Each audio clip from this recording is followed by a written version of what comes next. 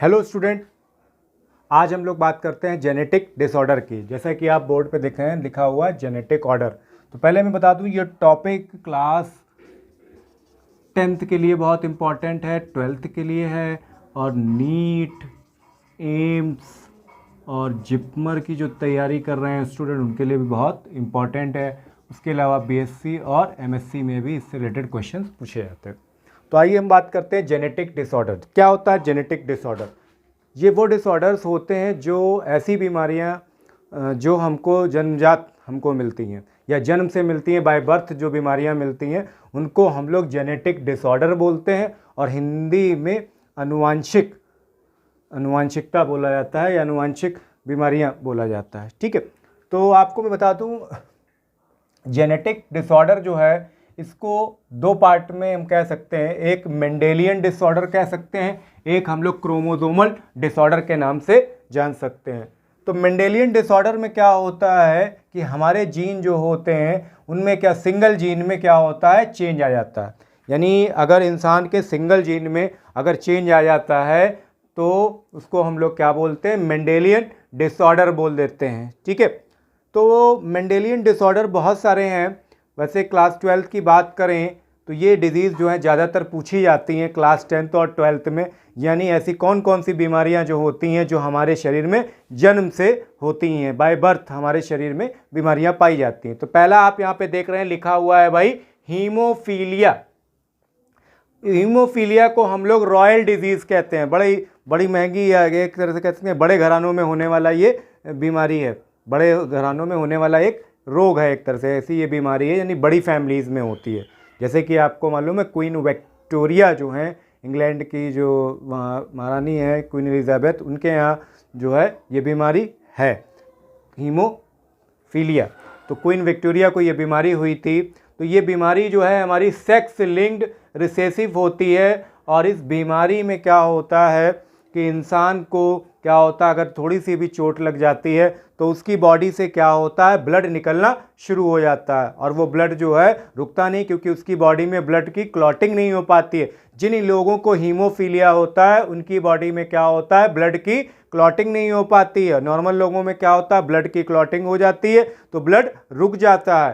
तो इसमें बीमारी में क्या होता है, ब्लड क्लॉटिंग ना होने की वजह से ब्लड का फ्लो होता रहता है। इसीलिए इस बीमारी को हम लोग रॉयल डिजीज के नाम से जानते हैं। ठीक है, नेक्स्ट बीमारी दी है यहाँ पे सेकेल सेल एनीमिया की बात करी गई है।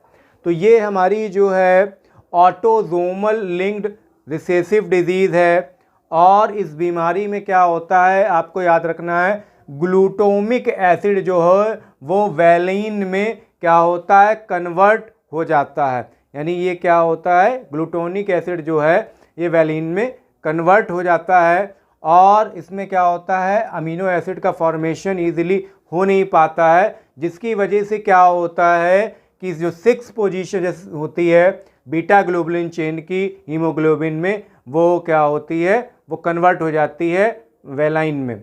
ठीक है, नेक्स्ट है हमारा सिस्टिक फाइब्रोसिस नाम की बीमारी है। ये भी हमारी एक क्या है भाई, जेनेटिक डिसऑर्डर है।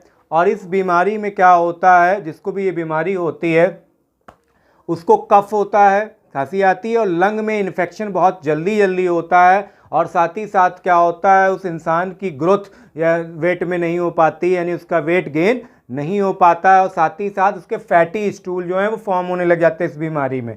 तो फैटी स्टूल जो फॉर्म होने की वजह से क्या होता है, वो वीकनेस बहुत ज़्यादा आ जाती है, और वेट का जो है ग्रोथ जो है वो बिल्कुल भी नहीं हो पाती है। नेक्स्ट है बेटा दे रखी है कलर ब्लाइंडनेस। कलर ब्लाइंडनेस एक ऐसी डिजीज़ है, जेनेटिकल डिजीज़ है जिसमें क्या होता है, जिस भी पर्सन को कलर ब्लाइंडनेस होता है वो व्यक्ति जो होता है, वो पर्सन जो होता है रेड और कलर में क्या होता है, डिफरेंस नहीं कर पाता है। रेड और कलर में डिफरेंस नहीं कर पाता, बाकी सारे कलर उसको एज इट इज दिखते हैं। तो ऐसे जो पर्सन होते हैं, ऐसे उनको बच्चे होते हैं, उनको क्या बीमारी होती है, कलर ब्लाइंडनेस होती है। नेक्स्ट है फेनिल किटोन्यूरिया के नाम से जानते हैं, किटोन्यूरिया ये बीमारी होती है। फिर से नाम सुन लीजिए, क्या है, फेनिल किटोन्यूरिया इसको कहा जाता है। ये ऑटोसोमल रिसेसिव ट्रेट है और इसमें क्या होता है, एंजाइम की कमी हो जाती है। तो इसमें कौन सा एंजाइम होता है, फिनाइल एलालाइन जो है वो ट्रायोसिन में कन्वर्ट हो जाता है, तो ये बीमारी जो होती है फेनिलकेटोनुरिया हो जाती है। तो उसमें क्या होता है कि फिनाइल पैरुविक एसिड जो होता है वो क्या होता है, एक्यूमुलेट होता है कहाँ पर जाकर, ब्रेन में, और ब्रेन में एक्यूमुलेट हो जाता है तो क्या होता है, मेंटल रिटार्डनेस आना शुरू हो जाती है। क्योंकि क्या होता है, हमारी किडनी जो होती है वो क्या करती है, यूरिन को फिल्टर नहीं कर पाती है सही से, तो पुअर एब्जॉर्प्शन होने लग जाता है यूरिन का, तब जाकर ये बीमारी हो जाती है। और इस बीमारी में क्या होता है कि बॉडी के अंदर फिनाइल पैरुविक एसिड या फिनाइल एलानाइन की वजह से क्या होता है, ब्लैक कलर जो है ये केमिकल एक तरह से जमना शुरू हो जाता है, और जब हमारी बॉडी से यूरिन पास होती है तो क्या होता है, यूरिन जो है ऑक्सीजन से या बाहर के एटमॉस्फेयर से रिएक्ट कर जाती है और उसका कलर ब्लैक कलर, यानी यूरिन जो होती है बाय बर्थ ब्लैक कलर की ही बॉडी से रिमूव होती है।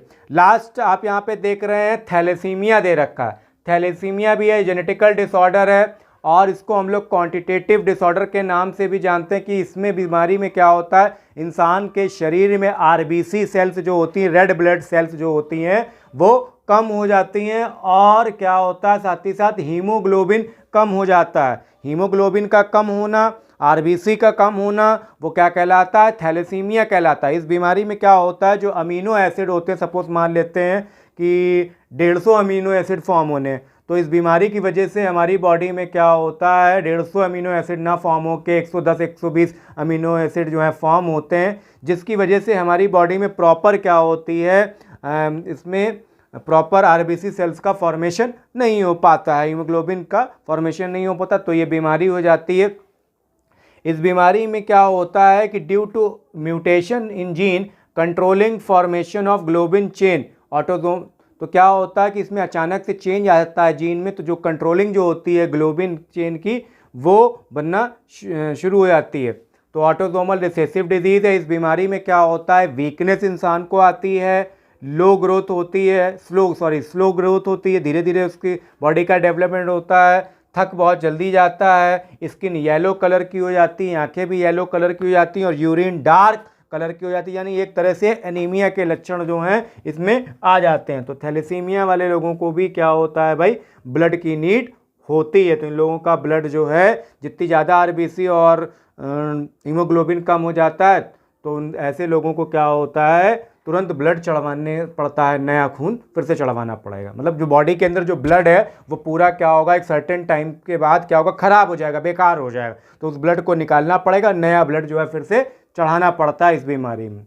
नेक्स्ट स्टूडेंट, अब आइए हम लोग बात करते हैं क्रोमोसोमल डिसऑर्डर की। क्रोमोसोमल डिसऑर्डर वो डिसऑर्डर होते हैं जिनमें क्या होता है, क्रोमोसोम नंबर में क्या आ जाती है, एबनॉर्मेलिटीज़ आ जाती हैं, यानी क्रोमोसोम हमारी बॉडी में 46 पाए जाते हैं, तो उन नंबर्स में क्या होता है, कोई ना कोई कमी आ जाती है, कभी क्रोमोसोम बढ़ जाते हैं, कभी घट जाते हैं। तो इससे रिलेटेड क्या होता है, हमारी बॉडी में बहुत सारी क्या होती है, क्रोमोसोमल डिजीज़ हो जाती है। तो जैसा यहाँ पे देख रहे हैं, क्रोमोसोमल डिसऑर्डर जो होते हैं कैटेगरी वाइज इनको दो पार्ट में हम कह सकते हैं डिवाइड किया गया। पहला है एनियोप्लोइडी, तो इसमें क्या होता है, लॉस या गेन होता है, किस चीज़ का लॉस और गेन होगा, क्रोमोसोम्स का। क्रोमोसोम या तो घट जाएंगे या बढ़ जाएंगे, तो ये दो पार्ट में डिवाइड किया, एक ट्राइसोमी है, एक मोनोसोमी है। ट्राइसोमी में क्या होता है, एक वन एक्स्ट्रा क्रोमोसोम क्या होता है वो ऐड हो जाता है, 2n+1 दिया, इसका मतलब cell has one extra chromosome, यानी एक एक्स्ट्रा क्रोमोसोम क्या होता है इसमें ऐड हो जाता है, और इसमें एक क्रोमोसोम कम हो जाता है। तो यहाँ पे माइनस का सिंबल बना है, एक क्रोमोसोम कम हो रहा है, तो इसको हम लोग क्या बोल रहे हैं, मोनोसोमी कह रहे हैं। ठीक है, नेक्स्ट है यूपोलॉइडी दिया है, तो इसमें क्या होता है, क्रोमोसोम का नंबर जो होता है सेट वाइज क्या होता है, पेयर वाइज जो है घटता है या बढ़ता है। हैप्लॉइड में क्या होता है, एक क्रोमोसोम का सेट का लॉस होता है, और पॉलीपोलॉइडी में क्या होता है, एक क्रोमोसोम, एक या एक से ज़्यादा क्रोमोसोम के सेट जो होते हैं वो जुड़ जाते हैं। नेक्स्ट, इससे रिलेटेड कौन कौन सी बीमारी होती है क्रोमोसोमल, तो पहली बीमारी है हमारी डाउन सिंड्रोम। डाउन सिंड्रोम जो है, ये बीमारी जो है इसका पता लगाया था सबसे पहले लॉन्ग डाउन, इन्होंने क्या किया था, सबसे पहले डाउन सिंड्रोम के बारे में बताया था कि बीमारी में क्या होता है। तो इस बीमारी को हम लोग ट्राइसोमी कहते हैं। तो इसका मतलब क्या है, एक एक्स्ट्रा इसमें क्या होगा, एक एक्स्ट्रा क्रोमोसोम क्या होगा, वो ऐड हो जाता है। ठीक है, तो इसमें क्या होता है, डाउन सिंड्रोम में क्या हो सकता है कि जो क्रोमोसोम का जो सीरीज होती है, तो कह सकते हैं कि डाउन सिंड्रोम में जो हमारी बॉडी में 21 क्रोमोसोम होता है, उसमें एक एडिशनल कॉपी हो जाती है क्रोमोसोम की, यानी वही एक क्रोमोसोम था, एक एडिशनल कॉपी जुड़ गई या एक्स्ट्रा एक क्रोमोसोम आकर जुड़ जाता है, तो ये डाउन सिंड्रोम नाम की बीमारी हो जाती है। इस बीमारी में क्या होता है, जिस भी पर्सन को ये बीमारी हो जाती है उसका मेंटल रिटार्डेड यानी दिमागी रूप से कमज़ोर हो जाता है, उसकी शॉर्ट हाइट हो जाती है, मसल्स बहुत ज़्यादा पुअर हो जाती हैं, साथ ही साथ हेड बहुत छोटा हो जाता है, आगे से हेड जो होता है बिल्कुल चपटा सा नज़र आता है, उसके अलावा गर्दन बहुत छोटी हो जाती है और दांत जो होते हैं वो एबनॉर्मल दिखते हैं, सही से दांत जो हैं नहीं निकलते हैं। तो ये बीमारी डाउन सिंड्रोम में होती है और बौने ये लोग हो जाते हैं। एक तरह डाउन का मतलब नीचे होना, तो ये लोग की शॉर्ट हाइट होती है, तो ये बौने से नज़र आते हैं और इनकी हथेली जो होती है वो बिल्कुल क्या होती है, बहुत ज़्यादा चौड़ी होती है, मतलब हाइट में इतने होंगे, हाथ इतना बड़ा होगा चौड़ा। तो ये प्रॉब्लम जो है इन लोगों को आती है।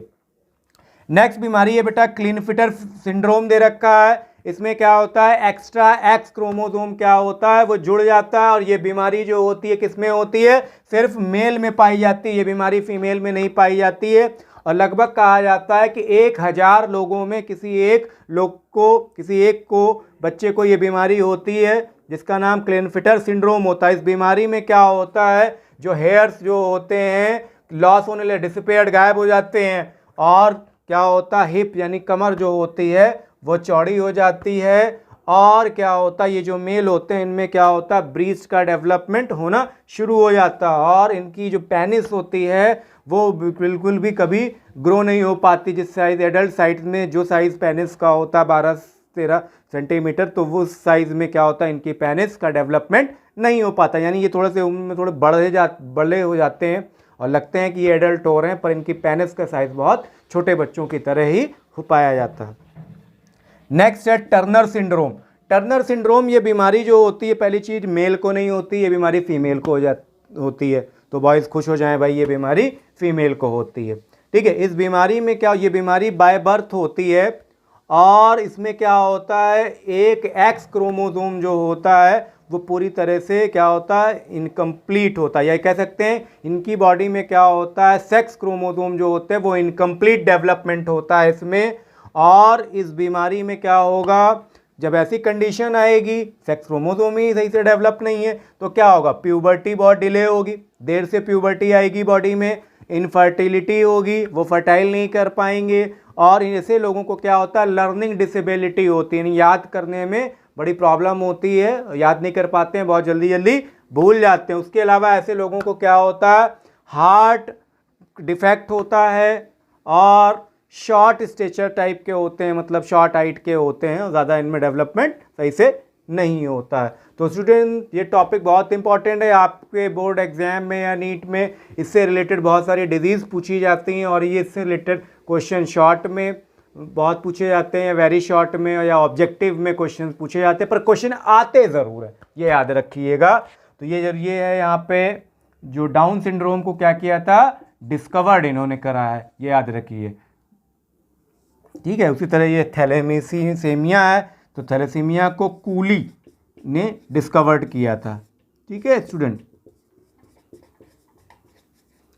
ओके स्टूडेंट, ये जेनेटिक पोर्शन था और ये जेनेटिकल डिजीज़ बहुत इंपॉर्टेंट है, इनको आप बहुत अच्छी तरह से रिवाइज करिए। और मेरी वीडियो अगर आपको अच्छी लगी हो तो प्लीज़ लाइक और सब्सक्राइब जरूर करिए, और मुझे बताइए आपको और नेक्स्ट वीडियो किस टॉपिक पे चाहिए, तो प्लीज़ कमेंट ज़रूर करिए। Okay, thank you.